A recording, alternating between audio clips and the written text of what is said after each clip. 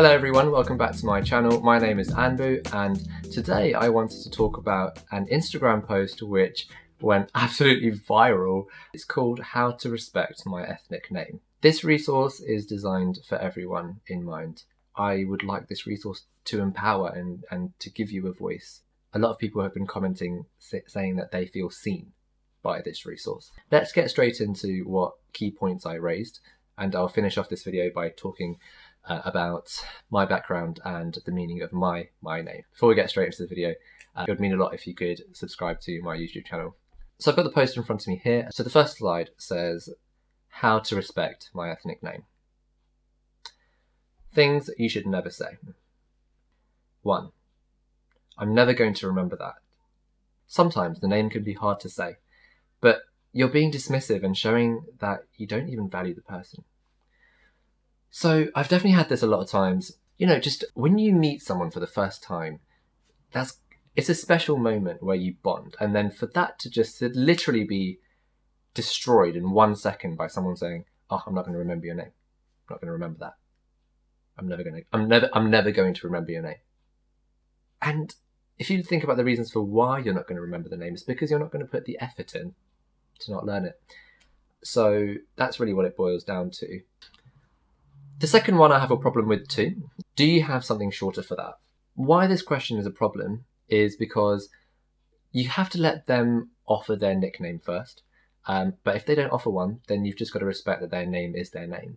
And again, it kind of links into the point about laziness as well, because you're basically saying, look, your name's a bit too long for me. I'm not going to make an effort to learn your name. So therefore, can you make my life easier by giving me a shorter version? Number 3. Can I just call you instead? My name's Anpu, and people have asked me whether they can call me Andrew or Andy. Can I just call you Andy instead? Well, no, you can't call me Andy instead because my name is Anpu, and I've literally just said that my name is Anpu. You're disregarding my entire history and identity. There's a lot of identity that comes with my name, and I'm very proud of my name and about what it means and what it represents, and it represents my parents' history as well, and it represents my culture. There's an uncomfortable power dynamic where you're literally naming me, disregarding my parents' name for me, and you're overpowering that and you're going to just call me by another name. Equally inappropriate actions. So you don't have to just say something which is rude.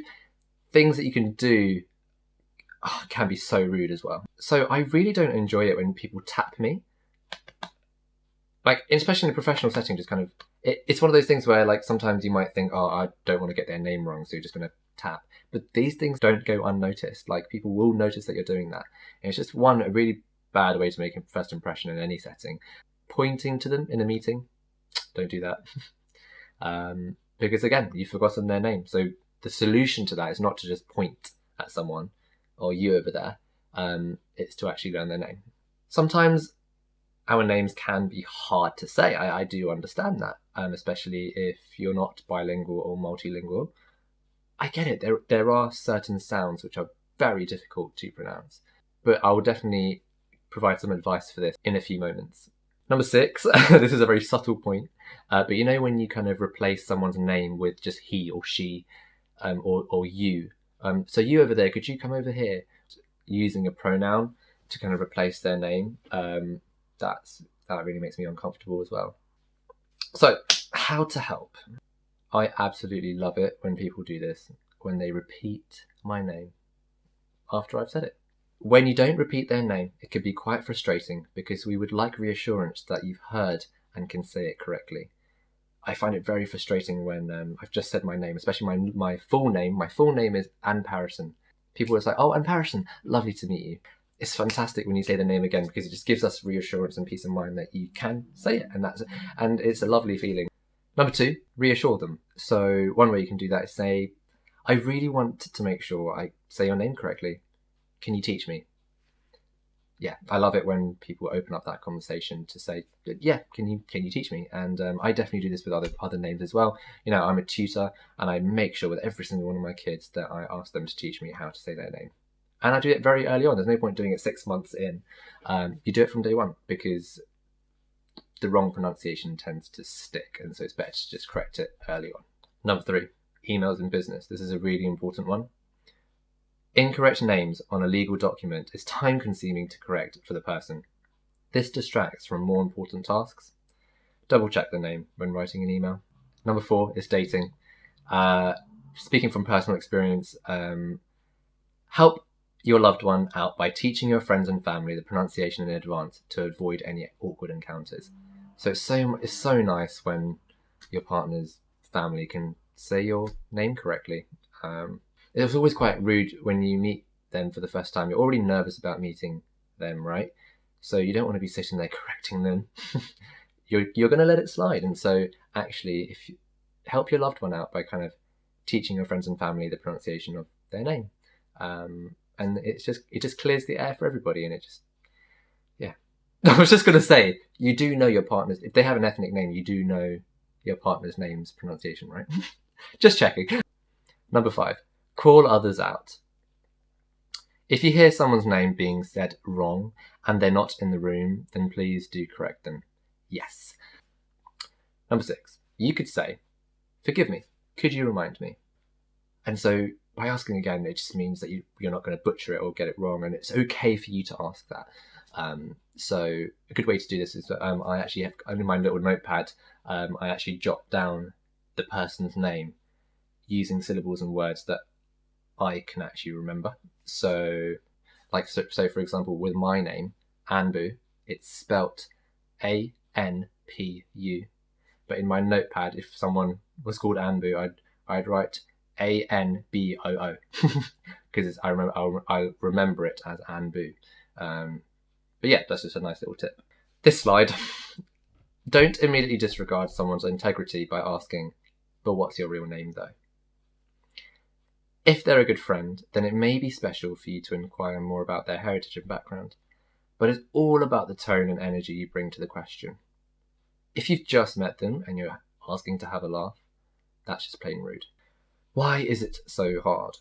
Basically, when you try and write a name from another language, sometimes it can't be transliterated accurately because the letters for a particular sound doesn't exist. Yeah, you're probably having to create sounds you probably didn't even know that existed. Transliteration is the process of converting one written script into another written script, such as Hebrew characters into the Latin alphabet. Muhammad can be spelt in several ways in the Roman alphabet. Only the consonants M, H, M, D appear in the written version of Perso-Arabic scripts. Pretty cool, huh? Oh yeah, this was a slide that I created because no matter what word processing software I use, there's always that red underline under my name telling me that I'm wrong. But moving on to the next one, a heavy history. Colonization gave rise to a language hierarchy in which the language of the colonizer was inscribed as the most prestigious language. Naming practices by European colonizers served to inject a sense of shame and legacy of inferiority. Of the world's estimated 7,500 languages, over half will be extinct by the year 2050, owing to imperialism. European colonizers defiled African names to erase African identity. Names not only aid in the construction of identity, but also concretize a people's collective memory by recording the circumstances of their experiences. Thus, to obliterate African collective memories and identities, the colonizers assigned new names to the Africans or even left them nameless, as a way of subjugating and committing them to perpetual servitude. Yeah, it just makes you think about the history of names, and it's not just a current issue, it links into colonialism and imperialism, and it's really important to contextualize this problem that people are facing in the 21st century and thinking about, so these are the reasons for why this is a problem in society today. Finally, let's leave it on a positive note though. I wanted to talk about a bit of empowerment, things to say. So, I do this all the time. So number 1, just to let you know you're pronouncing my name incorrectly. It's pronounced, so just let someone know. I'm sure you'll agree it's best to correct people right away because the wrong pronunciation sticks. You're not being rude, you're just letting them know. Could we spend a few moments practicing the pronunciation of my name? I'd love to teach you. So those are some things that you could say in difficult situations where you want to correct someone who's not saying your name in the way that you'd like to. I've been overwhelmed by the response to my resource. It's been absolutely wonderful hearing your responses and all the direct messages. Do give me a follow on my social medias. I'll definitely be talking about this topic more. It's Anpu London. My social medias across Twitter, Instagram, LinkedIn, everything is like Anpu London. For those of you who have stuck around to the end of this video, I just wanted to talk about my name and what it means to me. There's often confusion as to why my name is spelt Anpu, but I pronounce it as Anpu. And the reason for that is it kind of links into the transliteration slide. So some Tamil people spell my name with a P, some Tamil people spell it with a B. So I'm of Tamil ethnicity, and my parents and family and I, we speak with a Jaffna Tamil dialect. And so my name is spelt with a P, not a B, in order to reflect that identity, which I connect with strongly. If you want to find out a little bit more about my heritage and my background and my name, I've made some videos about it in the past, so do go check them out. I'll link them in the description below. And you know what, like, I thank you again for everybody who shared this post, this resource. I put a lot of time and effort into it. It took me over a month to make, because I was doing a lot of reading behind it. I was also calling up a lot of my friends, because I didn't just want to make a post that didn't resonate with people. And me making this post, and it's not an attack, it's just a bit of education. It's just a handy guide. It's me putting out love into the world, and that's why that's why the tone of the post was very important to me as well. As always, guys, I wanted to leave you one last message, and that is to love your identity. And I'll see you in the next video. Cheerio.